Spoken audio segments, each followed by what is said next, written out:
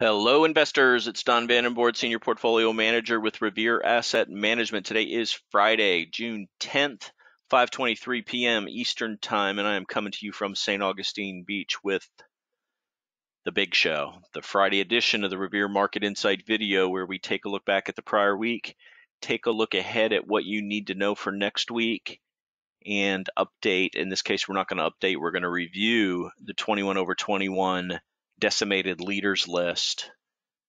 Why are we going to review it and not update it? Because, and this is the don't shoot the messenger edition, rally ends today on a CPI data gap down, close at the lows. Rallies ended. We actually have a negative beta right now because, well, I'll go through the portfolio changes that we did shortly. But really, worst case scenario for the bulls today. CPI showed that we have no handle on inflation right now. Plenty of room for improvement, but whatever has been quote unquote tried isn't working. 40-year highs on inflation, 12% annualized inflation, just not good. Inflation is the thing that destroys economies, causes social unrest, has brought down governments, and this is just not the market to be exposed to equities in, because until we get it under control, nobody really knows what anything's worth. So let's get into it. You can see market state updated to correction. You can see over here we've gone to all red bearish / downtrend arrows for market leaders, for our short-term 21-day exponential moving average, for our 50-day medium-term moving average, for our 200-day long-term moving average. So earlier last week, and then we went to uptrend as we had multiple closes above the 21. But the fact that medium term and long term, and I discussed this in Tuesday's videos, we're not participating. This is kind of acts like a governor on an engine. It keeps us from getting too far ahead of our skis on getting exposure to the market, no matter how good some things look. Progress was difficult on the things that we own. We never reached a double-digit gain on anything. Some high single-digit gains that evaporated over the last couple of days. And we flipped from 0.9% adjusted beta earlier in the week to negative beta by end of the day today. And that's not us guessing. That's the market telling us what's going on. I'll review that, as I said, in a little bit. So what happened today? Rally ends on a CPI gap down, very red across the board. G6 had been showing a little bit of outperformance. That ended today down 3.65%. S&P down 2.9. NASDAQ 100 down 3.5. Dow down 2.7. Mid caps down 2.7. Russell down 2.7. 60/40 diversified stock and bond index down 1.82. Bonds have not been a safe haven in any way, shape, or form this year. GROTECTION down 0.56%. Down for the week a little more than 2%, but the market down over 6% for the week, as we cut our losses today, and we'll live to ride another day, powder dry, for when the market eventually does bottom and starts a new rally, and we'll be compounding capital from a much higher asset base than the pie chart people will be. S&P down 18% on the year now. NASDAQ's down 27%. Dow's down 16%. Small caps down 20%. Revere down a little more than 8%. We don't take pride. Well, we do take pride in protecting capital. We're not happy to be down 8% on the year, but it sure beats the alternative. And we've got a plan for reentry, which is what we're converting a bunch of clients, and their advisors tell them you can't sell now, as if there's no possible way that you could ever buy back into the market, which is just nonsense. We've got a plan for all scenarios. We execute our plan, and we sleep well at night. So let's get into the markets, but first let's get into the team here at Revere. Trend following, it's all we're doing. We've got a lot of rules that have been established over the years. When the market's in an uptrend, we'll either participate a whole lot, a medium amount, or just a bit, depending on which time frame we have an uptrend over. When we said we've been in an uptrend since 526, but that was just a short-term uptrend. Didn't mean we plunged everything all in because it wasn't all clear. And then when we start to exit, when the markets turn south and we break the 21-day exponential moving average, then we pull back, go to cash, or in this case now net short, and we'll try to hold on to that while we trend under the downtrending 21-day exponential moving average.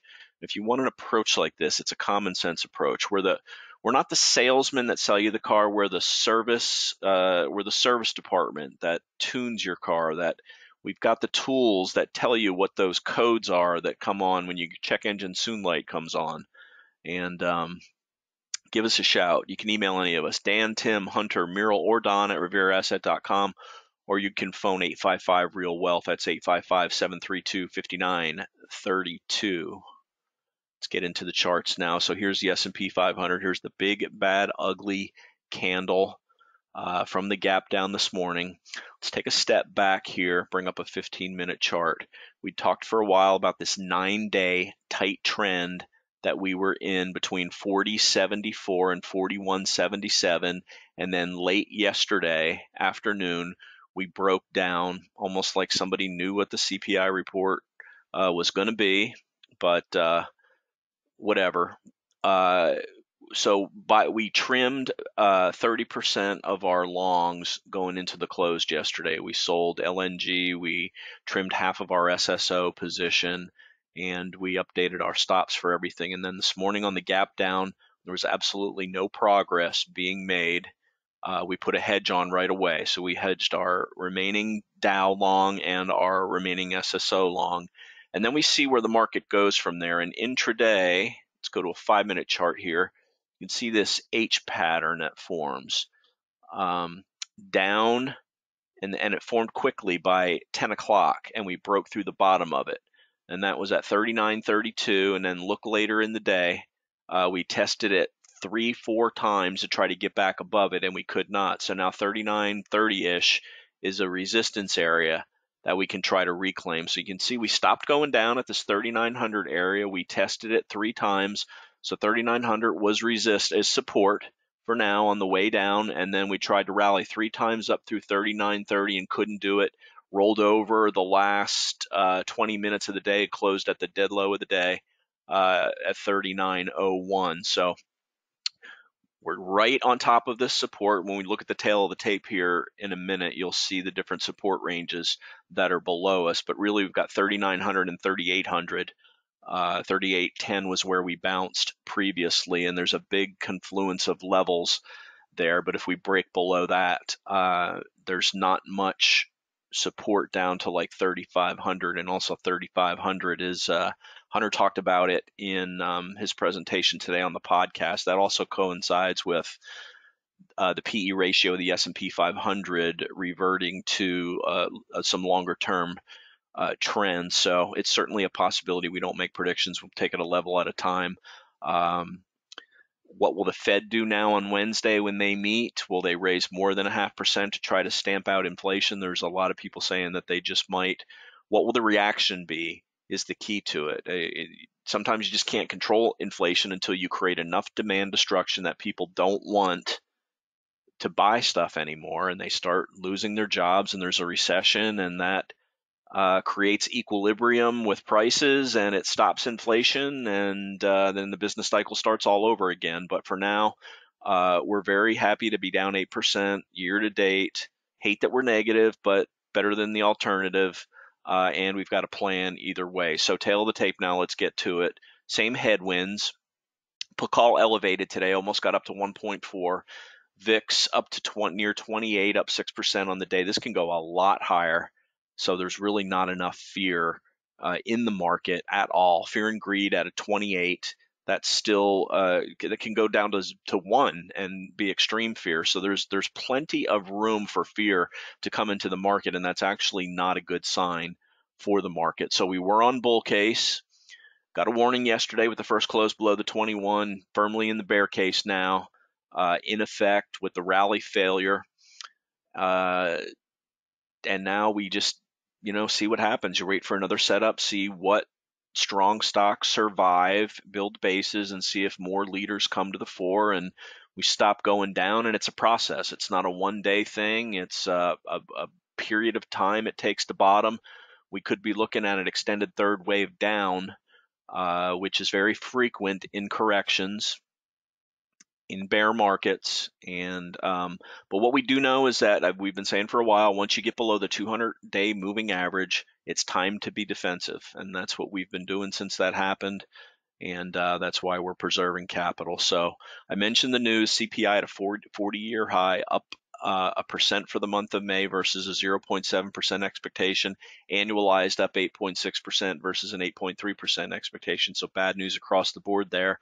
Then the University of Michigan, Tim talked about this in the video or in the podcast, the consumer sentiment at a record low, 50.2 versus an expectation of 59. This is a big, big miss on this, and the consumer is not happy.